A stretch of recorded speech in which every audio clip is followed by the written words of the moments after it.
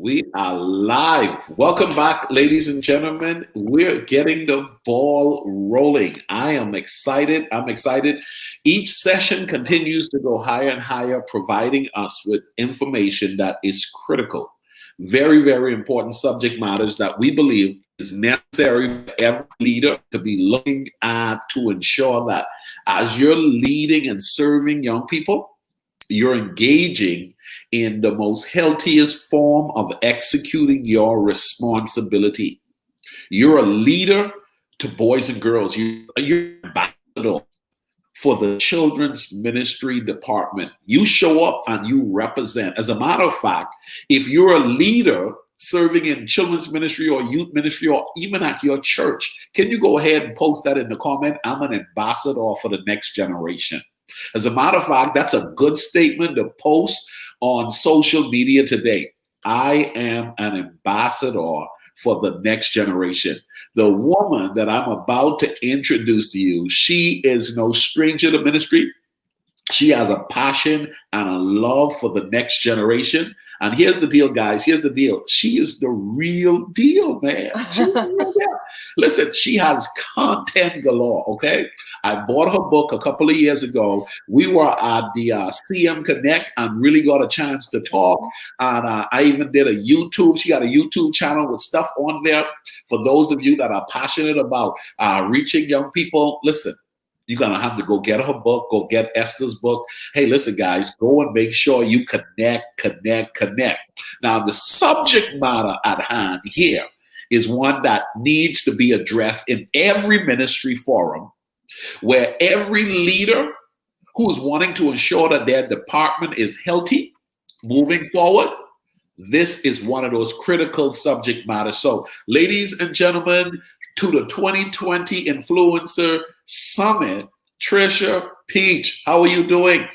I'm doing really well today. It's sunny here in central Wisconsin, so yay. Woo-hoo. Listen, it's sunny there, it's sunny here, and listen, I guess it's about to be sunny everywhere. Now, last year, you had the privilege of joining us in the Bahamas for the first time. 2021, I pray God that this thing has been far brought behind us and that you're able to join our delegates for 2021. We're already talking about 2021, but you're a seasoned veteran in the space of children's ministry. You love young people and you have invested in this particular subject matter. Today, ladies and gentlemen, I'm going to get out of the way and I'm going to ask Ms. Peach to just go ahead and bless us with what she has to come and present to us. Her subject matter that she's going to be speaking on is understanding the dynamics of anxiety and depression in ministry. I believe if your director of the children's ministry, if some of your workers haven't gotten in here yet, you better text them and say, get in here. Because during this pandemic, there are a lot of people who are going through a lot. And we wanted to make sure we address this subject. Now, I don't know, before I bring you into, I don't know if you know that I picked this subject because I follow you really close. And somewhere I saw you had spoken on this subject. Yes. And then I started researching the hashtags and the reposts people were saying. I said, ooh, whenever I get to do something with Trish again, I'm going to ask her to speak on this subject. Ladies and gentlemen, Trish Peach, take it over. Awesome. And I am an ambassador to the next generation, as Pastor Ricardo, Coach Ricardo said. I agree with him. If you have people in the next room, teenagers, any of your group or staff that need to be in on this, go get them. Go get them. Hunt them down like a gazelle. Bring them in here. Because this is going to be something that I hope will bless you.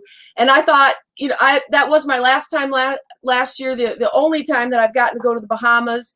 I travel a lot doing ministry, but I had such a great time. It was so beautiful. It was so incredibly beautiful. So if you're thinking of joining us next year in the Bahamas, yes, you should. If you were asking God to give you a sign, yes, you should. You should join us in the Bahamas. It was so amazing. I took so many notes. It was awesome. So when I heard Pastor Ricardo said, so this year it's going to be virtual, And I'm thinking, oh, is he going to ask me to speak about puppetry or ventriloquism? I do ventriloquism.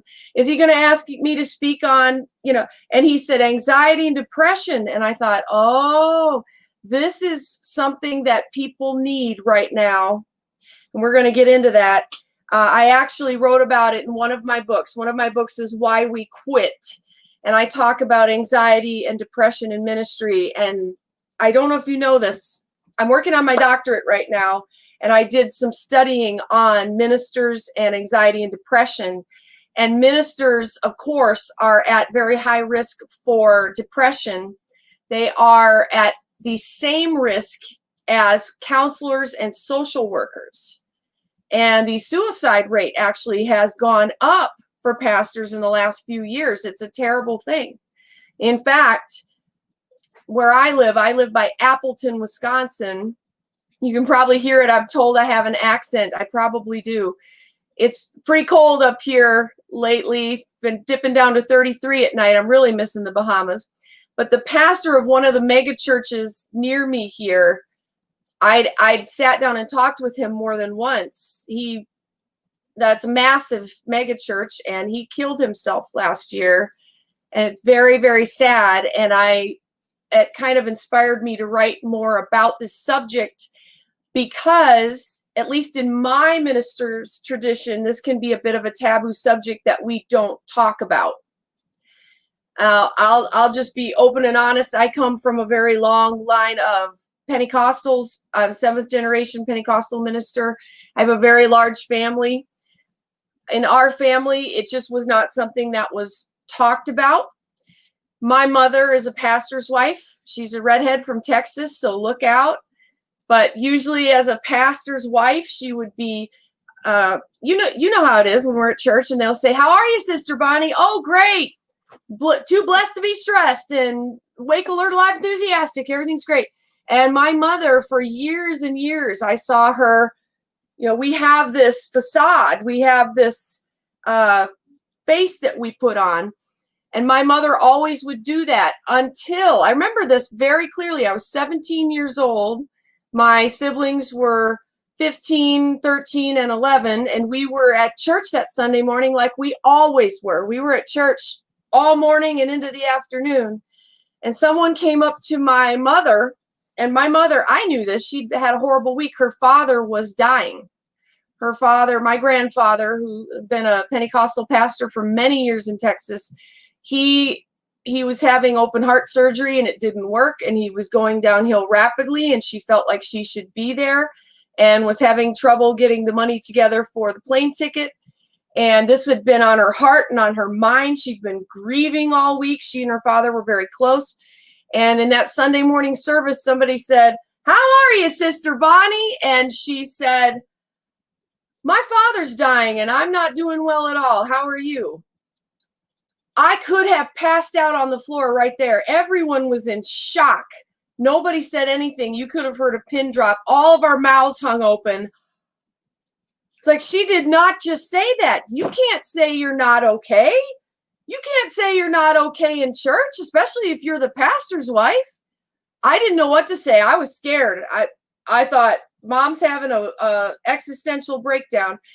But she wasn't. She just said, for once on a Sunday morning, I don't want to lie. For once, I'm sick of lying in church.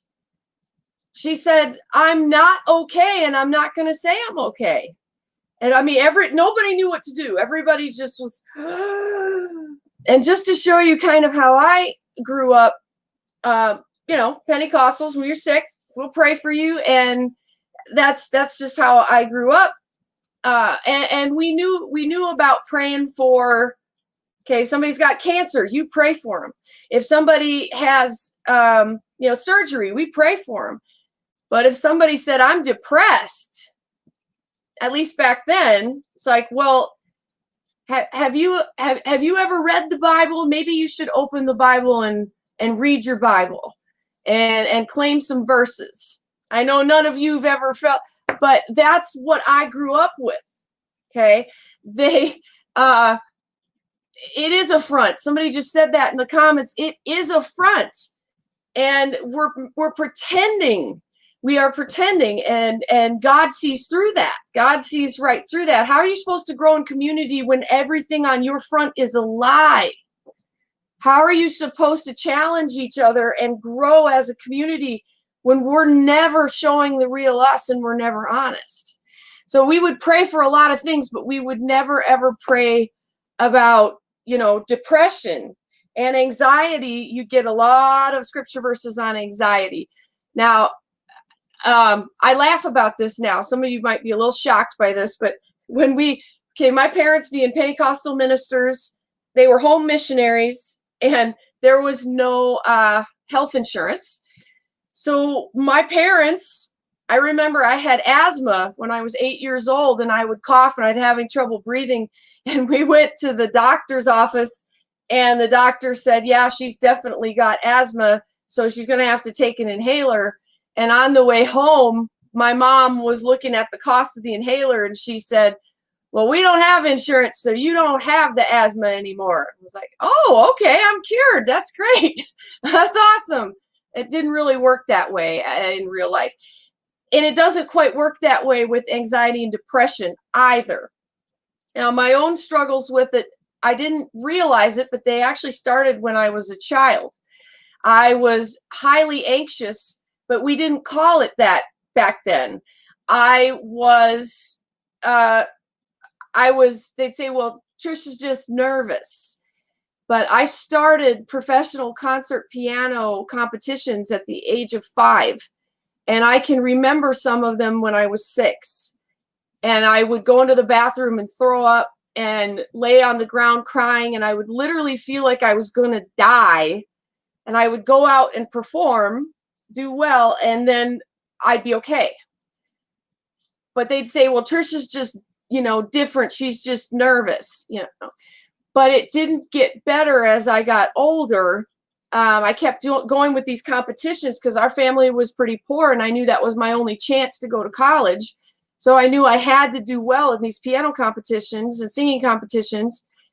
And I would be traveling. I'd be in St. Louis. I'd be in, different places to compete.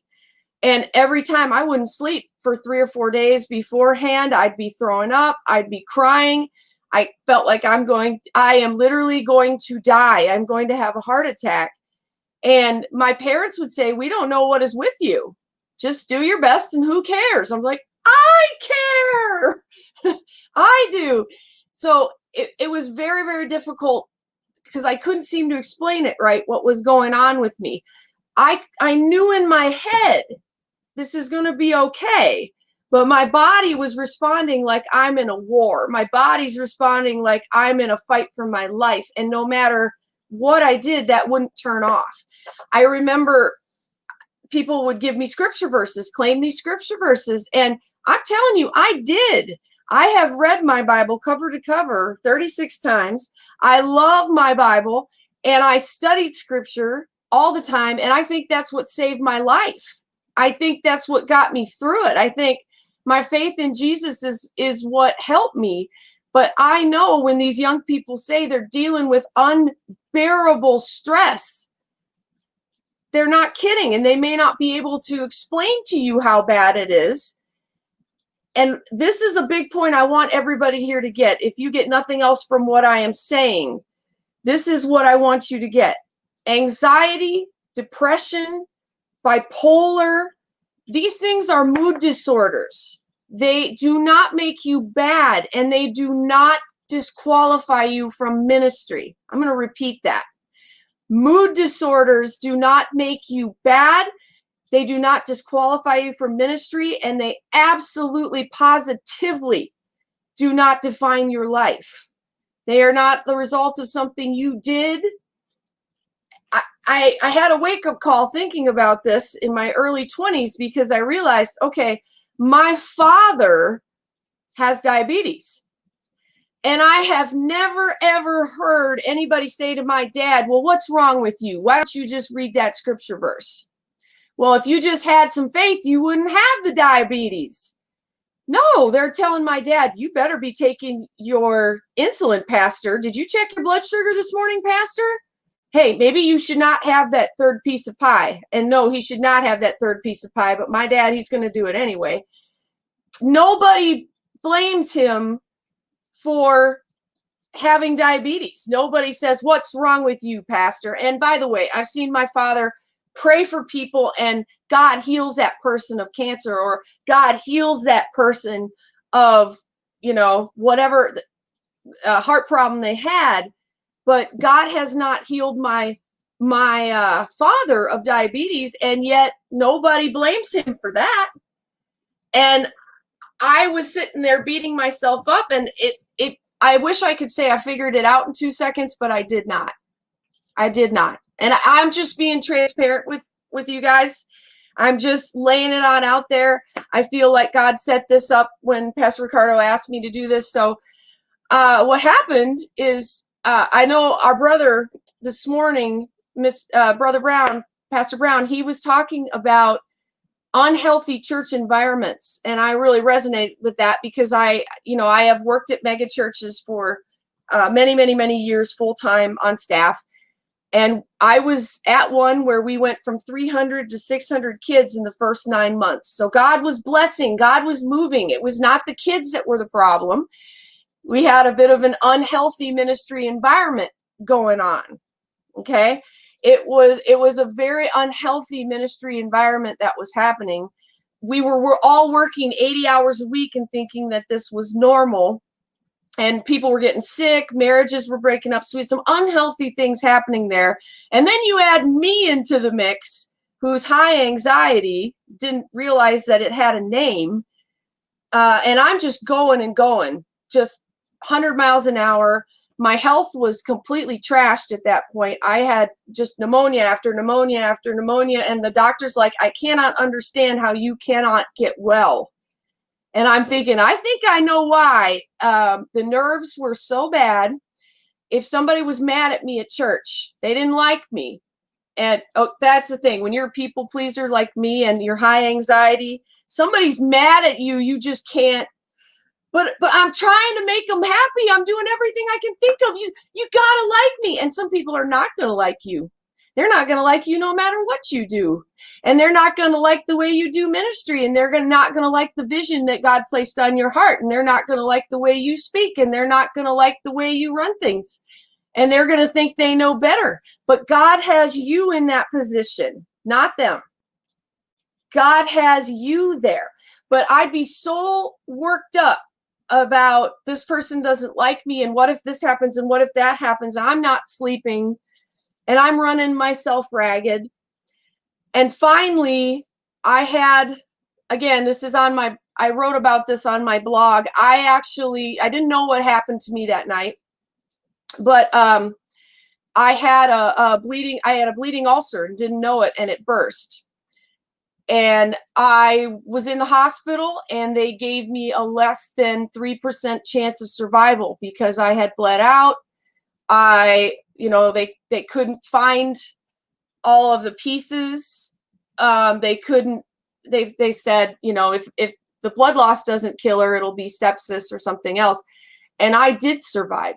God spared my life. I know that God spared my life.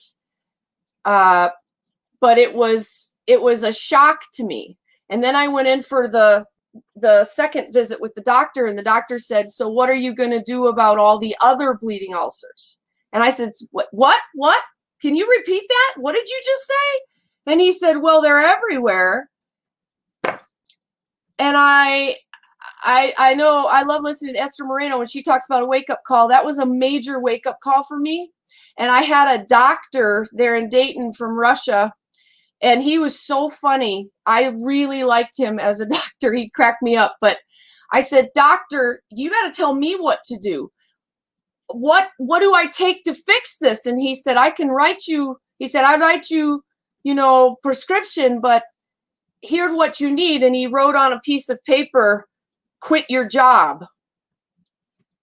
And I said, I can't do that. I have all these responsibilities, whatever. But God was really leading me to write my first book and start going on the road traveling and teaching, which that was 8 years ago now. And it's gone great. I love it. I travel, I teach, I do kids camps and Bible camps and volunteer trainings.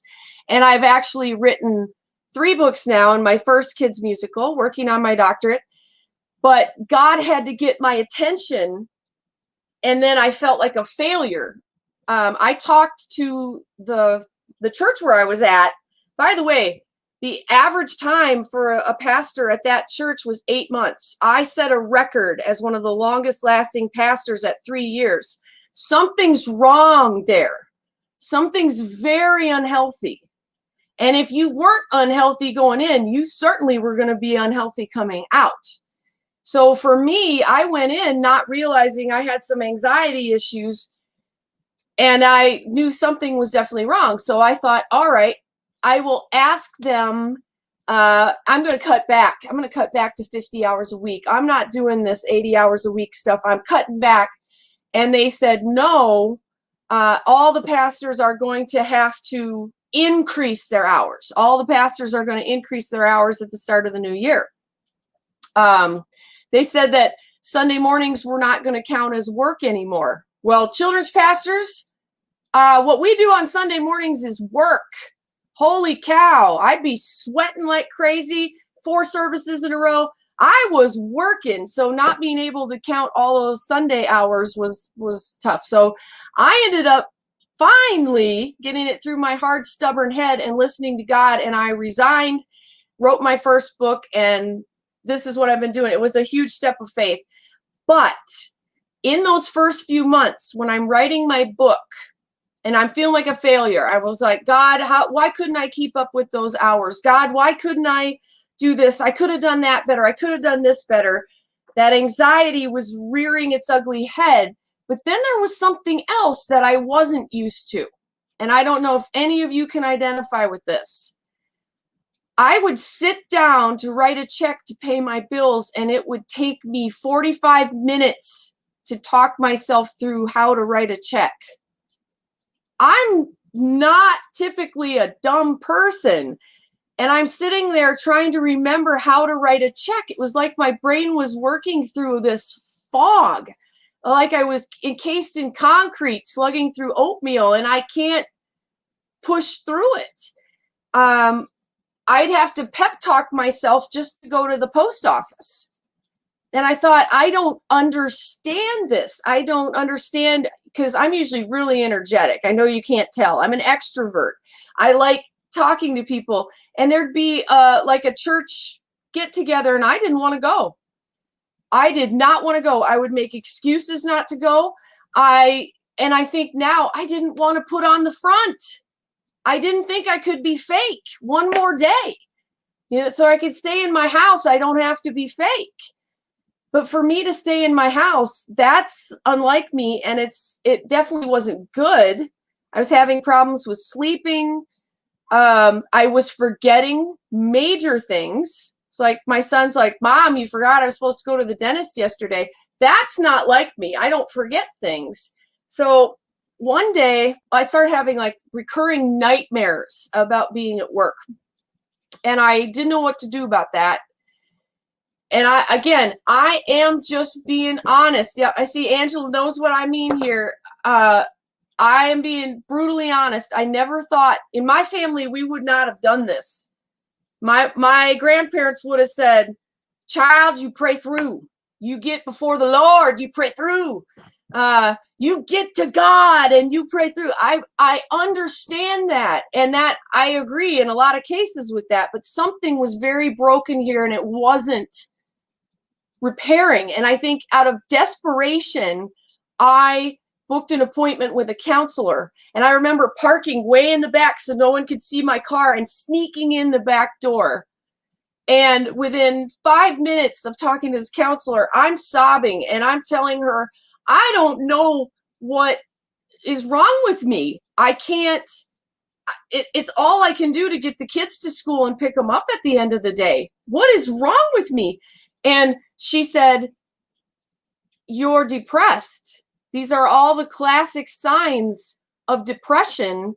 And typically it starts with high anxiety. And I'm sitting there like, what's high anxiety? And I start talking to her, and she said, those are panic attacks, Trish. And A panic what? And I said, depression? No, no, no, no, no. I'm reading my Bible. I'm praying. I'm a pastor. And she said, I don't care if you're a hippopotamus. You're depressed right now. And that's what's happening. And I'm thinking, well, I prayed. I read the Bible. And she's saying, this is what's happening. And then she said something else. She said, the other thing that you are dealing with here, Trish, is a little bit of PTSD. And I said, oh, no, no, no, no. I've never been in the military. I've never been in the military. I've never been shot at. And she said, you know what? Your body doesn't know that. And I still just sat there staring at her. And she said, you really think your body knows the difference between being in a war or being in a high stress situation? It doesn't. It's trying to protect you. It's shutting everything down. You're going into fight or flight, and you have shut down to protect yourself, everything. And she said that you're not bad. You're not wrong. It's doing exactly what God designed it to do. God designed your body and your mind to protect you and keep you safe, and that's what it's doing. But now it's stuck and can't get out. And I sat there just thinking and thinking, going, well, I can't have PTSD. And she started, we started recounting some of the things that had happened in a very unhealthy environment that I stayed in, frankly, too long. And I've been on very healthy staffs. I've been in wonderful churches, very healthy churches, wonderful, healthy staffs. But I've seen some bad ones too, where you got pastors screaming at each other in the hall and start throwing things off their desk. That's not healthy. That's not good. And it shouldn't be happening in a church. We know that, but it does happen, which is why I appreciated Pastor Brown's message this morning. So then I said, okay, it actually made me feel better that there was a name to what I was facing. There was a name. It wasn't that I'm bad or I'm not a good enough Christian and I don't pray enough scriptures and I just wasn't strong enough. I just wasn't good enough to make this happen. And she said, no, no, no, no, no. Your body's doing exactly what it's supposed to do. So now we have to try to pull it out or fight or flight and get you back where you need to be. She was saying, this is like, okay, you had a fall. You broke your arm. You're running around with it dangling sideways. It's time to splint it. It's time to get it back. And then you're going to have to do physical therapy. Well, that I understood. Okay. And it gave me hope that there were things we could do to work through this, that this can be a physical problem. And she said, we're going to have to deal with the root of it, which for you is anxiety, Trish.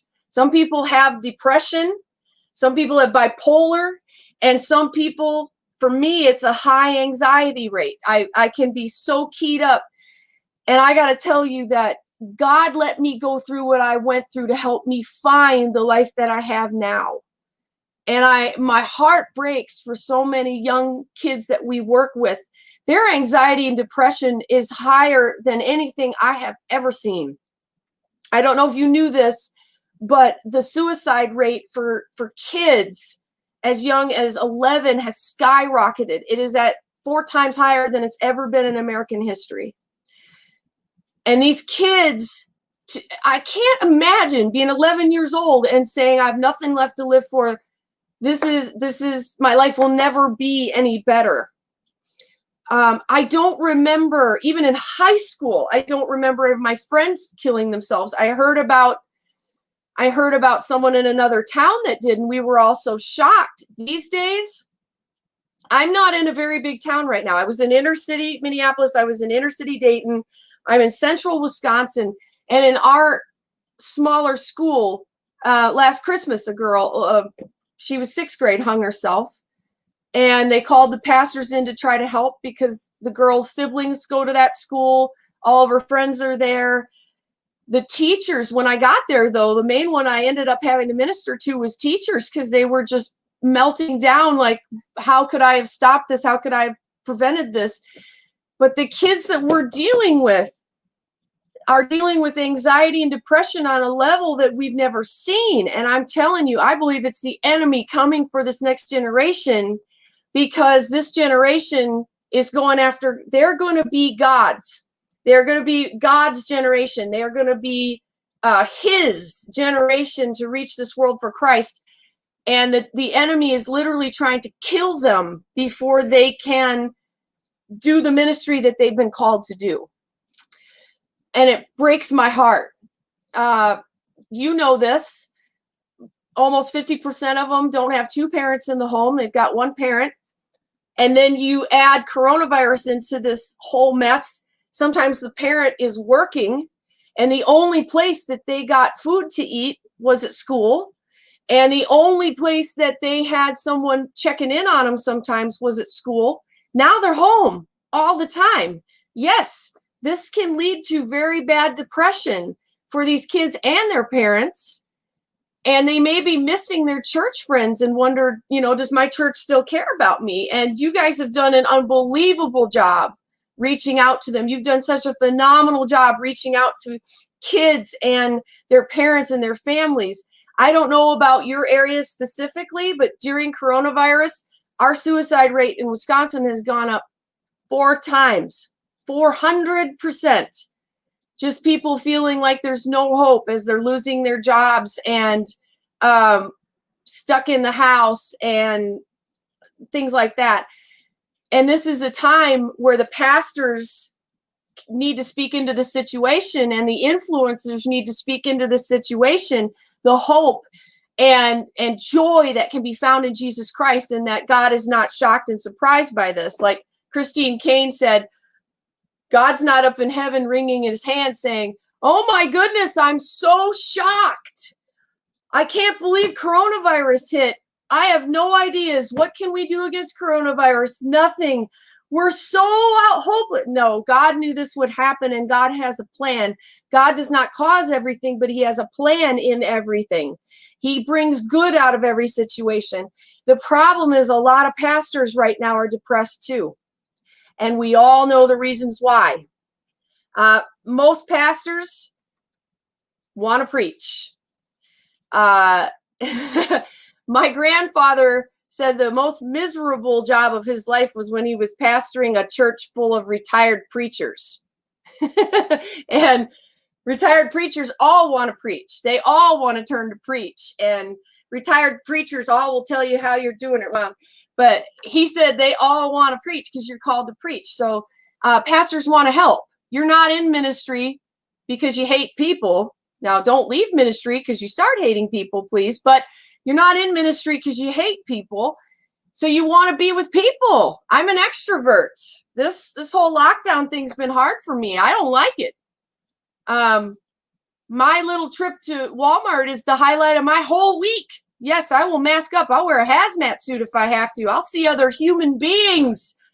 I will go through the toothpick aisle. I'll do whatever I have to get out of the house and see people. But pastors, I think this hits really hard. A lot of us are extroverts. We are fixers. They say especially women pastors can be fixers, meaning you want to fix it. People are sick. I know with Pentecostals, that means we go over and bring food if they're sick.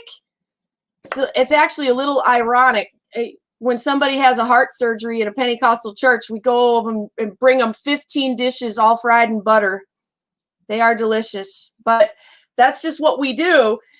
And now we can't bring them food at the house. We can't, interact with them. We Pentecostals, this is killing us because we're not even allowed the laying on of hands. We're supposed to, we're not supposed to do that now. The depression that these pastors are feeling, and then you add to it the fake front that we're not supposed to be honest about what's going on. Let's just say it. We're supposed to lie, and we're trained to lie. You go to church.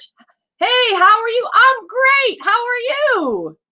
Blessed, too blessed to be stressed. The worst you might say is, I had a rough week, but I'm praying. And even then you might get some odd looks from people. But we're fixers, and you may feel like I can't fix all of these problems. I can't fix all of these problems.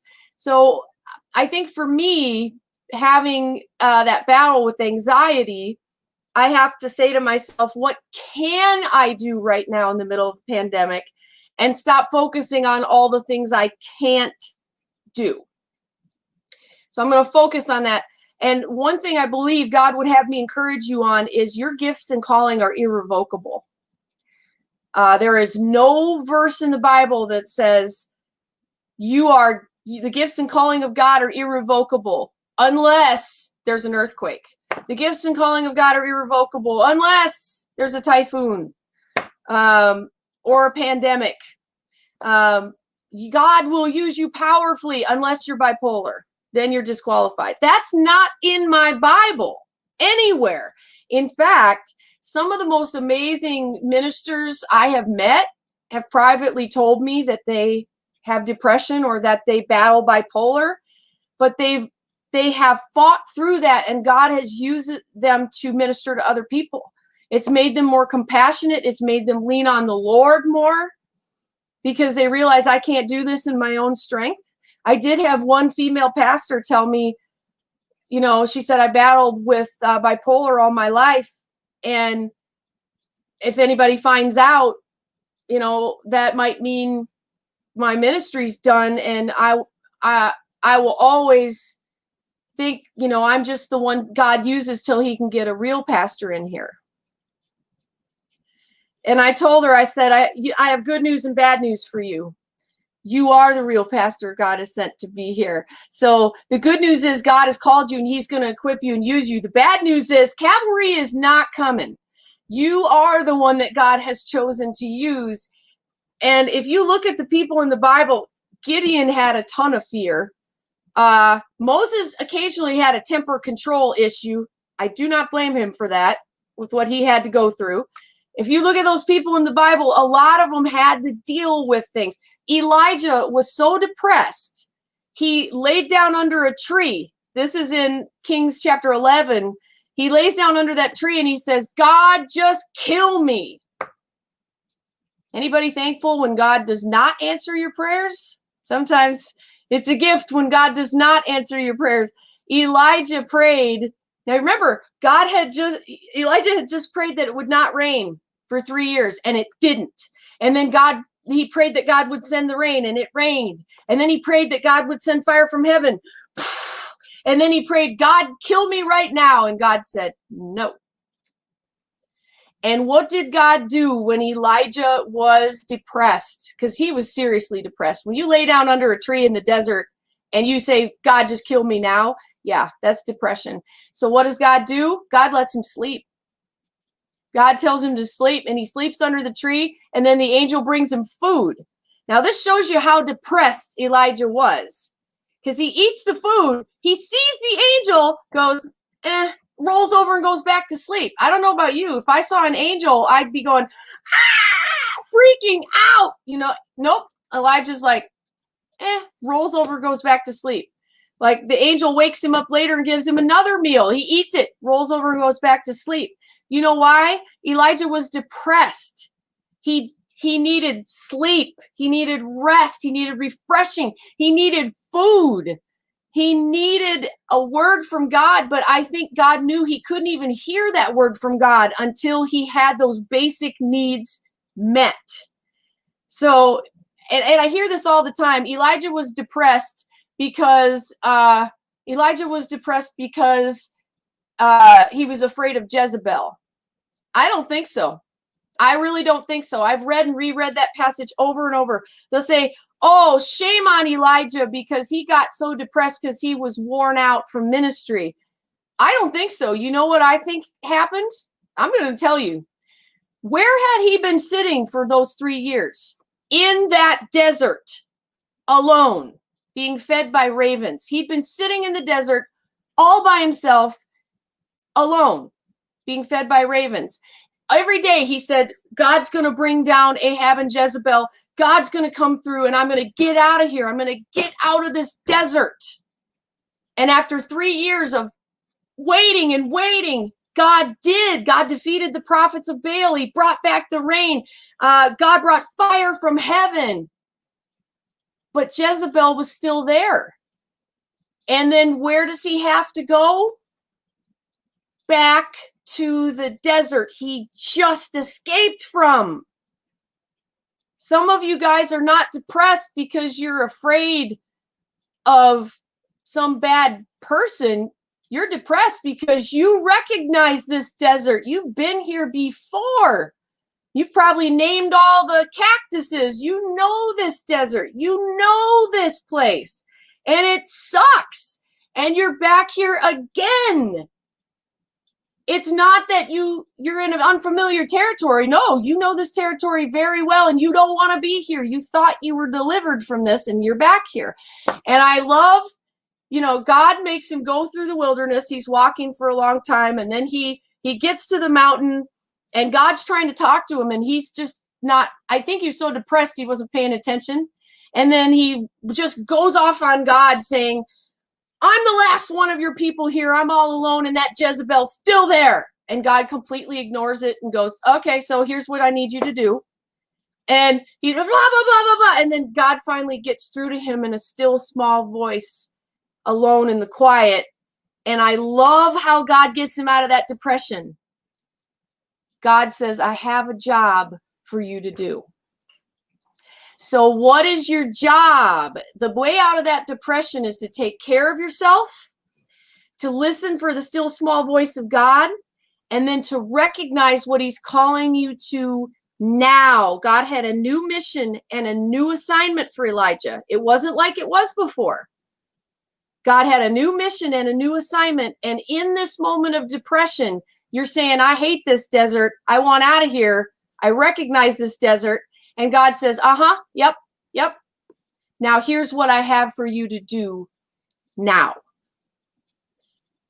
So I hope this has encouraged you today that you are not disqualified from ministry for having depression, bipolar, a mood disorder. You're not disqualified. You are called. Secondly, in the middle of this mess, you're still called. This doesn't cancel anything out. The gospel's going to go forward no matter what. And 3, you're going to have to take care of yourself. You're going to have to maybe go to a counselor, get some sleep, eat. Yes, my mother would say, eat. Things fried and buttered. No, maybe not. But 4, you got to listen for the still small voice of God for what you're going to be doing next. Yes, there is a next assignment, and God's going to get you ready for it in the desert. Oh my goodness, Pastor Trish. Thank you very much. Thank you for sharing your heart. Thank you for being so open and transparent.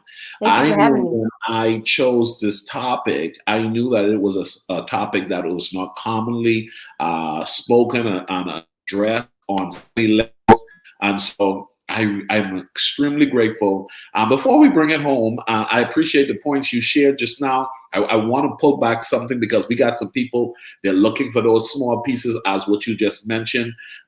Guys, that was so good, so rich, so necessary. Thank you for allowing the Lord to use you.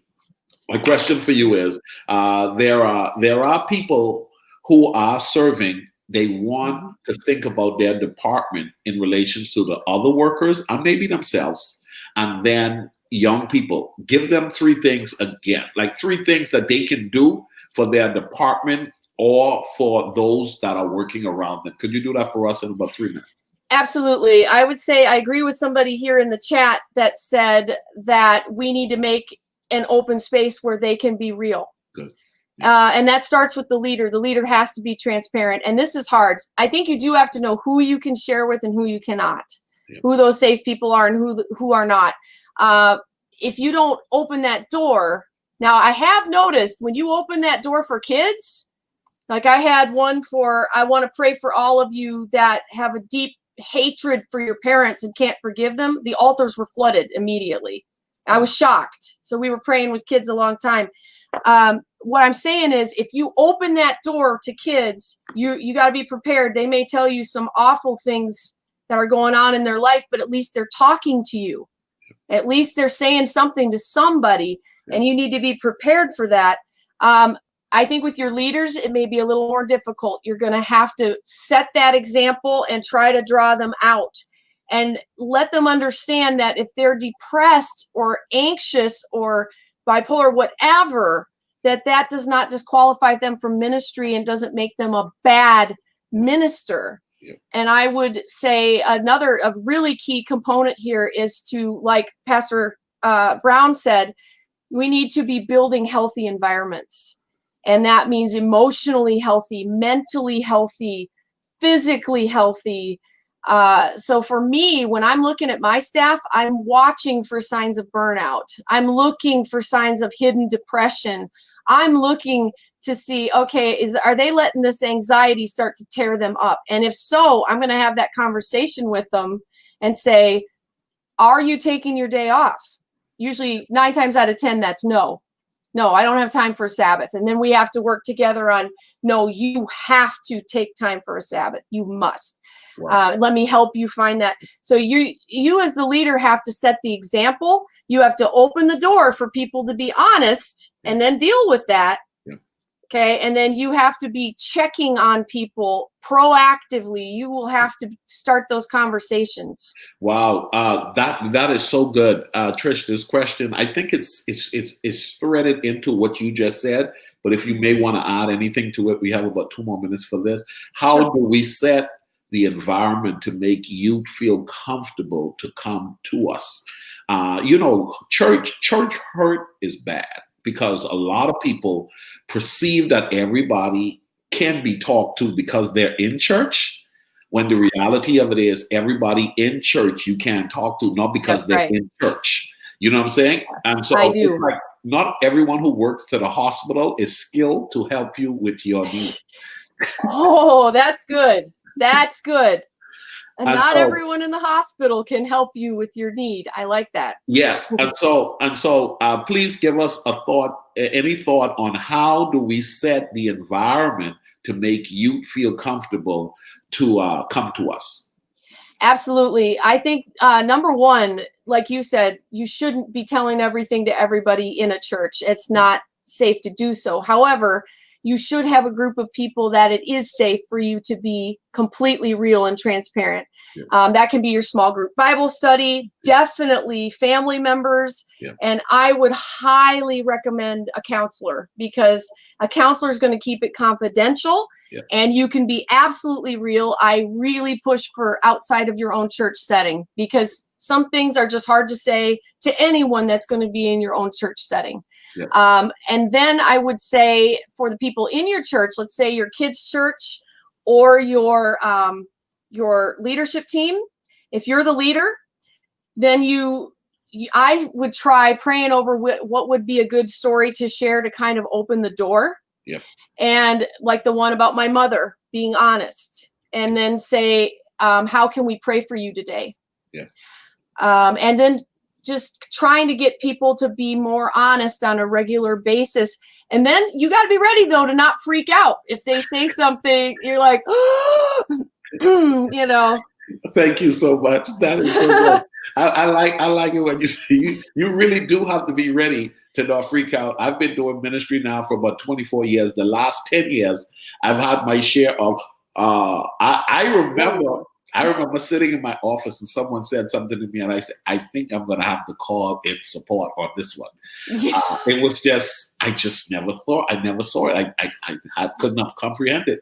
And so you're so right. You're so right. Ladies and gentlemen, Trish Peach, listen, this woman will be around today. If you need to connect with her, go ahead, connect with her in the feed. Also, you can message her, follow her. Trish, 2 minutes, we're crossing over into another time factor. Oops. But please talk about your book and how people can follow you. Oh, that would be great. I would love that. I am on Facebook. I'm on Twitter. I have a blog that is called Peach Tea, like peach with the letter T. I have a YouTube channel, which Pastor Ricardo was one of my first people ever interviewed on that channel. It's called The Peach Buzz. Please subscribe. I do have several from the Bahamas that have subscribed after last year, so subscribe. It's called The Peach Buzz. The book that I wrote recently is called Why We Quit. It was based on the research I did for my master's degrees on why pastors leave ministry. 4 out of 5 of them quit before year 5. And anxiety and depression is one of the big reasons. Wow. Thank you very much, guys. If you're watching on Facebook or YouTube, as Trish just said, go and subscribe to her channel. I guarantee you, you're going to enjoy it. Good information. Follow her on social media. Also, I didn't get a chance to tell you, go and get Esther's book as well. She has a book called The Children's Ministry Wake Up Call. Guys, these sessions are rich. We'll be back in about 8 minutes with our next presenter. It's none other than the one and only Herb Ford from Lima, Ohio. Herb was in the Bahamas, and Herb fell in love with First Baptist Church and all of the schools and all of the pastors that he was able to connect with. And so Herb will be our presenter talking about 10 keys to reaching young people through technology. That's 10 keys to reaching young people through technology. Don't miss it. Once again, Trish, thank you for a great presentation. Thank you for asking me. Guys, we'll be back in 8 minutes.